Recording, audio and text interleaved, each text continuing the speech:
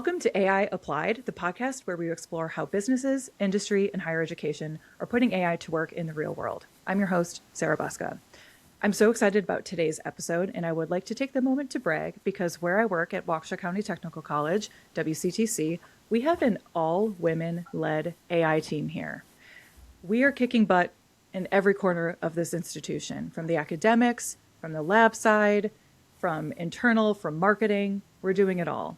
And this is really important because today women make up only about 22% of the global AI workforce. That's a big gap. And what that means is a lot of the technology and the things we're interacting with don't represent entire swaths of the population. And we're here to change that. And I'm joined by three incredible colleagues of mine at WCTC who are a part of this force to be reckoned with in AI here in southeastern Wisconsin. First, I'd love to introduce Kathleen Yanasak. She is our lead graphic designer at WCTC and an adjunct instructor in graphic design. With more than 10 years of experience in the field, she brings expertise in branding, visual communication, and creative strategy while helping prepare students for careers in design. Next, we have Nicki Kowalchuk. She is the faculty program lead for our AI Data Specialist program at WCTC, where she focuses on the critical role data plays in building AI systems. She has spent the past 11 years teaching and developing courses in data, analytics, and machine learning, and has launched both the data analytics and AI data specialist programs. Whew! And last but certainly not least, we have Brittany Schultz, who is an instructor of information technology at WCTC, where she teaches software development and helps prepare the next generation of technologists. She holds a Master's of Science in Computer and Information Systems and has spent much of her career at the intersection of technology, education, and mentorship. Welcome, ladies, to the show. Thank you for having us. Thanks. Awesome. So to start off, Nicki, I would love to ask you and then ask everyone if they'd be willing to share maybe in 30 seconds or less, just a bit about your career path and how AI has become a part of your workflow. Was it something you pursued intentionally or was it something that evolved naturally? I think for me, it was more of a natural thing. So much of AI is built on top of data, and data has always been interesting to me. When I started taking classes as a student, it was the data classes that leapt out to me like, hey, this makes perfect sense with my brain. I love this stuff. So you can't do most AI without data to train it. So for me, Facts. I think it's definitely a natural progression. Love it. Kathleen, what about you? So starting off in design, I didn't think much about AI initially, but definitely really naturally and organically started like making its way into my workflow just within the actual software that I use. And then it became something I really focused on when I started teaching too, like when to and how to start introducing those tools to young designers or future designers, because I had to learn things like the old school from the bottom up way and what tools are good to take forward, what tools aren't. So it's been a little bit of a weird progression, but pretty natural. That's a good way to frame it, weird. I think we all have swirled around weird progression, but a progression nonetheless. And Brittany, what about you? Yeah, I would echo definitely weird.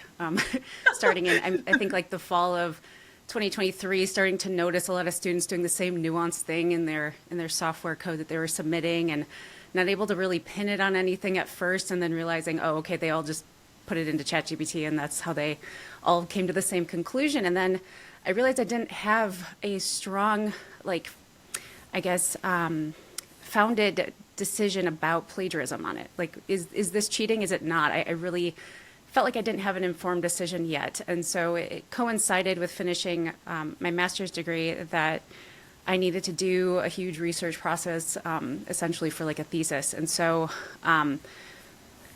because it just made sense, that's what I researched. And so I read like 30 some literature reviews on what was currently going on in computer science and AI, and tried to figure out if, one, my students should be using it, and two, how, because you could tell they wanted to, but they didn't really have a good sense of how to do it effectively at that point. And so really my goal was, at least based on your question, was entirely intentional to figure out for myself, is this good for my students, and how can I help support them?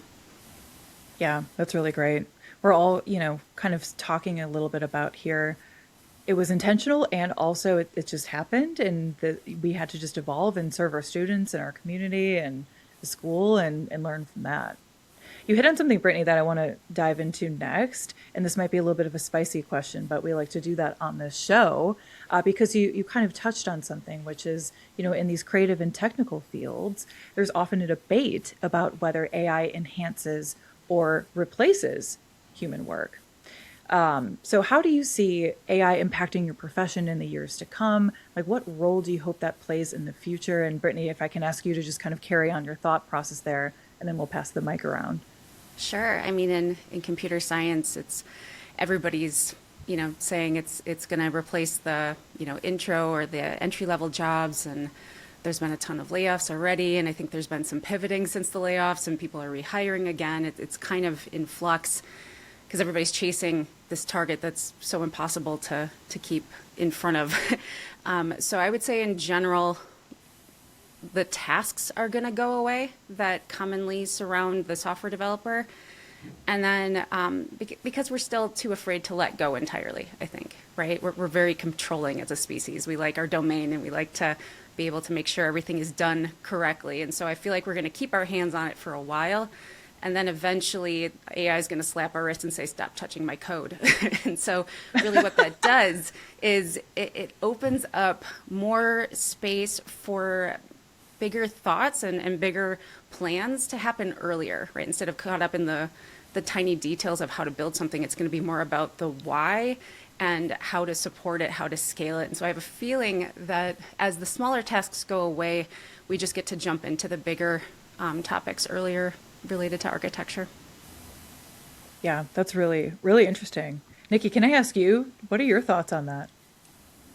I'm kind of torn, honestly. I mean, we all wish we could predict the future, right? Um, so I think as I like to explain it to my students, every time a new technology comes out, in whether it's software or data or IT, this is the big thing. It's going to solve all of our problems. We're never going to do X again. And then it crests and we're like, oh yeah, that was a dumb idea. We'll keep the good of it and we'll move on to the next thing. And here's the next topic. And it's the most incredible thing ever. And we go through these peaks and troughs on all of the technologies that have come out. And I feel like we're starting to crest some of the AI hype and get into the AI reality, which is way more exciting for me. I don't think AI is going to take over any of these tasks autonomously anytime in the near future. I don't know what's going to happen down the road, but I was just at a conference a couple of weeks ago where somebody from Microsoft was demoing all this cool stuff, and you can ask your data real live questions, and here's all the stuff underneath it. And I'm like, so we want our CEOs just talking to an AI chatbot to ask questions of the data? Like, that's scary to me. Like, I don't trust half of the data engineers out there to do it right. Why would I trust AI to do it right? Because data's so messy, right? And data is all about getting the requirements right and getting the details right. And we humans, who are not always very detail oriented, have built these systems, and we can't expect AI to sit on top of this messy thing that we have built and to get it right. So I think just because of the reality of the situation, it's not possible for it to just take these things on autonomously anytime in the near future. Yeah, well, I think we had a mic drop moment here. You're right. We can't trust on that, especially with everything underneath our AI. Our data is a mess, biased, all over the place. We can't expect anything great to come on top of that. Thank you. Kathleen, what about you? How do you see AI enhancing or replacing human work? How do you see it impacting your profession in the years to come? Being in like a very creative field, it would be a lie to say that a lot of the AI stuff that has come out hasn't been really scary, because so many people are taking art or design into their own hands and saying, well, I don't have to pay for this anymore. I can just do it myself. And Yeah. I guess for myself and for my students, I like to remind them that one, the little things that are embedded into our software and our programs, as long as we're staying up to it, it's kind of like Nicki said, it can take away some of that beginner work, that baseline work, but it's still your creativity and your idea. The only thing that those AI generative things are popping out are other people's ideas sort of mixed together. And human creativity is truly unique to human beings. And so that's one thing that I at the end of the day, let that be the guiding light at the end of the tunnel. Talking to students, I'm old school calligraphers used to write scrolls and scrolls and scrolls of text, right? And then we got printing presses for newspapers, and we got keyboards for typing, and now we type everything digitally. And even though there's that ebb and flow, and we don't use as much of that stuff anymore, those people learned new skills, new ways to design, and now we're doing that for a more modern age. So I guess I also am not sure. It's one of those things I go back and forth with all the time. What am I doing, and am I even going to be relevant in the next 10 years? And I guess that's why I do prioritize making sure I know what's going on in my programs, what works, what doesn't work, where are the kinks and the quirks, and also reminding myself and everyone else that art is still valid even in this time, and we are the creators of that. So we can always lay or hang our hats up on that at the end of the day. Absolutely. I knew I could count on this group of women to have mic drop moments just left and right, just right out the gate in this podcast. Thank you. I think Well, you you know also what's hit on funny? something. Oh, go ahead. I was going to say real quick that, I just got myself for Christmas a Kindle Scribe, right? So it's a Kindle, but you can draw with it too. And there's actually a feature where you can take your handwriting, and as you write it, it turns it into calligraphy. And I think it's hilarious because it's well, I could have also just put in the time myself to learn calligraphy, but instead here I get to just get it handed to me. So that kind of, matches what you were saying, Kathleen, is the core is still desired, right? Whether we have computers doing it for us or we actually have true talent from, the humans still existing. Exactly. And there is something really kind of cool and magical that there are a lot of people who in my lifetime have said, I don't know how you can be so creative all the time. And to watch them get to experience that in their own way can be really cool. But I think that there is a balance we still need to find, right? There's got to be this in between where people who are creatives and make for their living can still do that here. But then people who are finding that experience in a different way can still enjoy it. We're just, like you said, Nicki, it feels like the hype got up, and maybe we finally crested it, and now we can start to talk about where those differences are. Yeah. Well, that's actually a great segue because one of my next questions is around perspectives. I know all three of you, and myself included, we all hear many perspectives on AI in our respective industries, areas, higher education, graphic design, teaching, learning, fill in the blank, right? And, we're kind of talking about this maybe crest, maybe coming down from a little bit of a hype. And I'm curious to hear from all of you, and I'll start with Brittany first. What perspectives do you think are missing in the field of AI right now that you think we should hear more of? I think compassionate dialogue, especially for educators, I feel like it's been so disruptive for myself and my colleagues, and it's what I keep hearing everywhere I go is people seeking leadership in this space and not knowing how to progress forward and waiting for that guiding light of how do I incorporate this in my class, what should I allow, what should I not allow. And I think having more dialogues, we jumped from it's here to you must use it, you must promote it, you must completely understand it, and now you must train the people that, a lot of our students are now being asked when they come in entry-level positions to train the senior level, employees on AI tools. And so it's a kind of ridiculous leap if you think about it. And honestly, I think there still needs to be a lot more dialogue in between and compassionate understanding of okay, everything has changed actually irrevocably. And how do we move beyond that? And you'll never get the buy-in otherwise. Right? If people don't find a way to work with the tools, I feel like they're never going to fully embrace them. And so just having that time and building that in somewhere, right? Because otherwise everybody's going to just keep on doing what they always do and not prioritize the study and understanding of how AI has truly impacted their field of work. Absolutely. Nicki, what do you think? What perspectives are missing in the field of AI from your lens that you think we need more of? I feel like personally, it's the long-term cause and effect, side effects, vision that's really truly missing. So what if we get to a point where AI can do just about everything? Where does that leave us as humans? Like, what purpose do we have?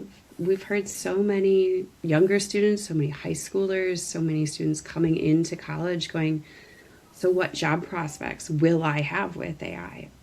And it's like, what as a society will we do when we don't have all these tasks that we're used to having? Like, how do we, as a species, still evolve and function and challenge ourselves and still think and learn and grow when we've got this thing that does the thinking for us, if we choose to let it?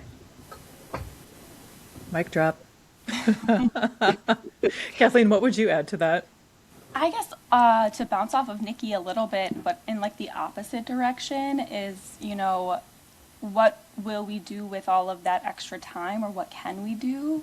I know, like, I'm a mom and I work full time and I adjunct teach, and what's missing from my life that I could fill it back in with that isn't AI or isn't those tasks, those sorts of things. And I agree that we need to like be having hard conversations and looking at like a big societal picture of where do we want to land on this, and what are we telling the future, like the children, the future leaders of America, like what are you going to do? What will your jobs be? What will even be available to you? Because I can't imagine how scary that is. But also, like, from a more positive lens, like, think of all of the things that humans, like, in our 40-hour work week, in our 2-day week, like, how little do we get to do that stuff? And could it be a nice way for us to restructure even how just the entire machine works to give humans more ability for fulfillment? And I err more on the side of caution, being someone in the creative field and someone who's an artist and someone who really likes work that's done by human beings. But I don't know, the idea that I could spend a Saturday morning sketching in a sketchbook instead of, I don't know, some of the other tasks I have to do around the house, like make the grocery list, because I have something that does that for me, that brings me a lot of joy. I'm still waiting for Rosie from the Jetsons. I really want Rosie. I want a Rosie, man. You're not alone in Roomba, that. Rosie. No, I want a Rosie. Roomba's too minimalistic yet. Nikki's thinking big. Can always leave it to her to think big. I think that's a really good point.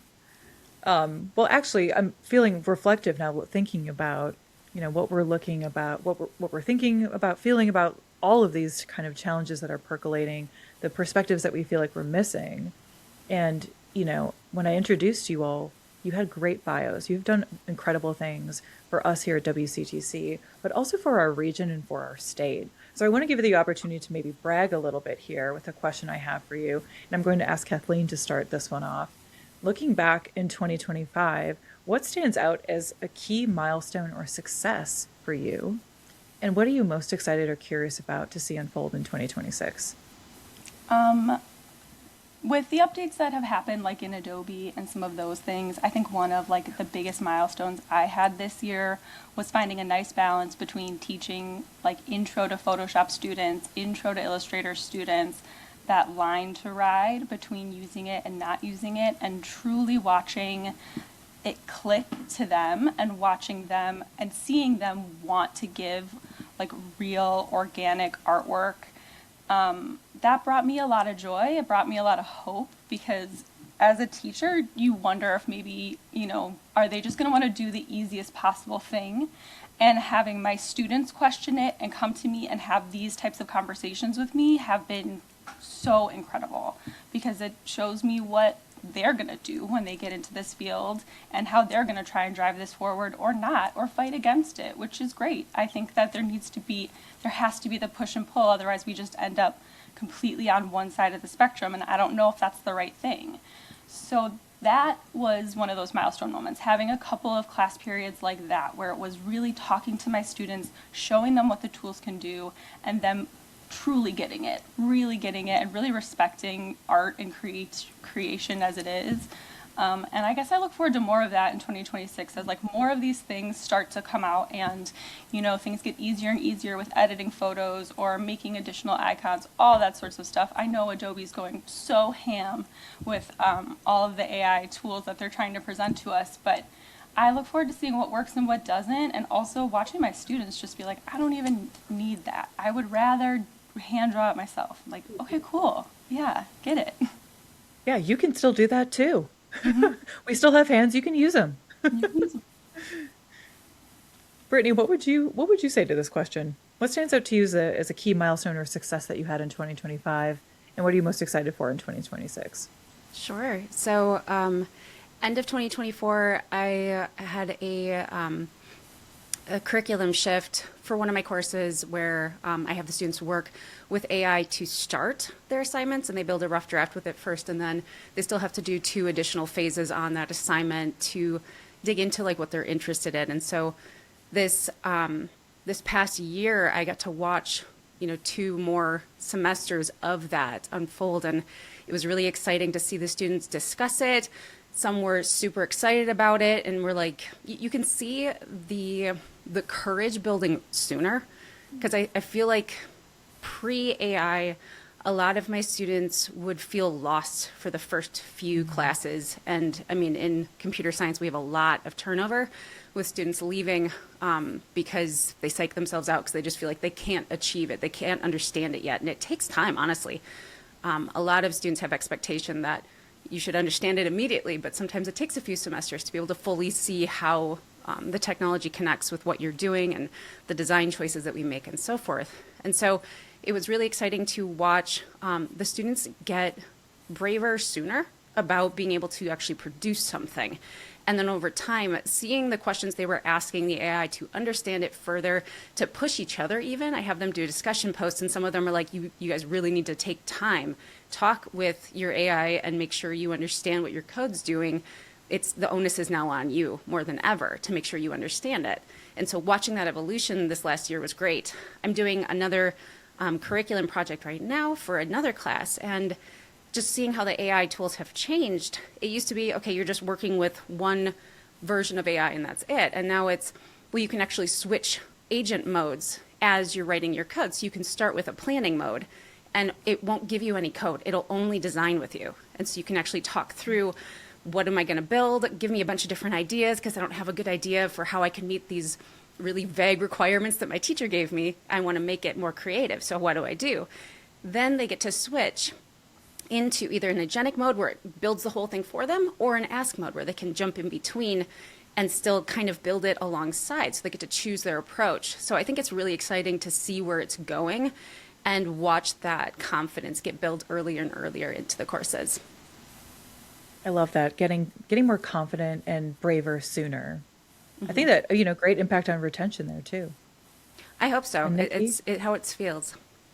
Yeah, absolutely. And Nicki, what about you? Looking back in 2025, what stood out as a key milestone or key success for you, and what are you looking forward to in 2026? So last fall, we officially launched our AI Data Specialist program, which was a whole lot of work. So it's really awesome that we finally have it live. We've got really great enrollment. We've had really great students overall in the program.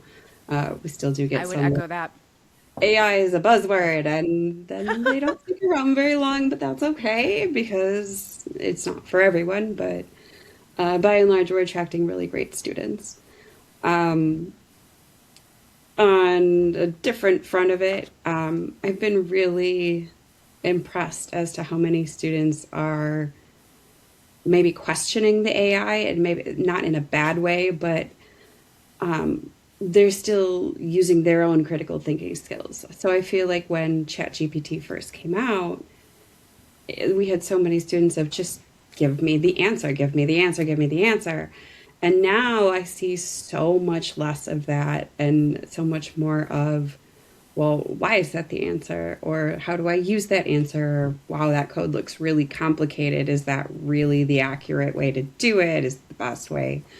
So I'm really looking forward to seeing students think more critically as they use AI in terms of how to best use it, what it gives them, how to question the results of it. So I'm really, really happy to see that shift and hoping to continue to see that shift going forward. More Yeah. using it as a partner rather than a replacement. Right. Not completely just, farming out the decision making and thinking writ large to a tool. That's great. And Kathleen, what about you? What stands out as a key milestone for you in 2025, and what are you looking forward to in 2026 the most? I already answered this question, Sarah. Oh, you're right. You did.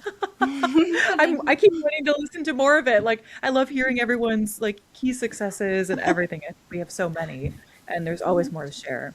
Well, actually, in that vein, then, if I can just get you all in 30 seconds or less to give one piece of advice to our audience about how they can best apply AI in their work or in their organization. Kathleen, would you be willing to share your wisdom first? Sure. I think I'd jump off of sort of what Nicki said again. Sorry, Nicki, you're just full of good stuff today. I think critical thinking and thinking about where you can use it that doesn't hide what you're don't let it replace what you're doing. So for example, I make magazines here and I have to mock up covers, and initially trying to explain my ideas or draw out my ideas for my bosses could be really tough. Some of my bosses are very visual people. They need to see exactly it to get excited about an idea. And so being able to use AI to get to that initial mock-up, that initial idea, so that I could start working on it sooner, so that I can start getting to the cool, fun creation part sooner, was perfect. And so I, just like Nicki, would challenge anyone to look at the ways that AI can help you give what you want to give. Make sure that your work and you are shining, not just take this, do it, and now here it's done, fine, over. You're just going to get so much more satisfaction out of it too. Absolutely. Nicki, what about you? What's your 30-second piece of advice for folks bringing AI into their work or organization? Know what the tools are, know what the limits of the tools are, know what the tools do well. Because when we first started, it was okay, here's ChatGPT, but what can I actually do with it? And I think we all started to learn about how do these tools work, what are they really good at? We could start to see ways to apply them and make our jobs easier, versus, if you don't know what the tool is best for, how are you going to apply it? So start by knowing what's out there, what it does, and just start small and start adding it in. So just start somewhere. Love it. Yeah, start somewhere. Brittany, what about you? 30 seconds. What's one piece of advice you give to listeners about bringing AI into their work or organization? I would say, first and foremost, be objective and criticize what you get generated, and make sure you validate what you're getting. Also, keep in mind that these are still pieces of software that have been designed to be agreeable and keep engagement, right? They still want your focus. They want your face time. So they are meant to be agreeable by design, which is why there's been so many issues in the courts with AI and sycophancy. So it's very important to remember that it's just a mirror of what you're asking. It's going to use the words that you've used to sculpt an answer that would make you happy, right? There's actually psychology that can be employed with mirroring someone. So if you were to lean to the right and I lean to the right, you think that we're in sync together, right? This is what AI is doing. It is literally mirroring your movements to make sure that you are happy and engaged and continue to use the software. So keep that in mind and push if you want more criticism and more objectivity from your AI tools. That's a really great point, too. There's a lot of parallels there with even social media, too. And this also sounds like a future episode topic that we'll have to touch on together. So stay tuned for that, everybody. We would love to have you back on the show to continue talking about some of those things as well. Well, thank you all so much for joining us on the show. It was an absolute pleasure to have you. And thank you to everyone for listening to AI Applied. Join us next time as we continue unpacking how real people are putting AI to work in the world.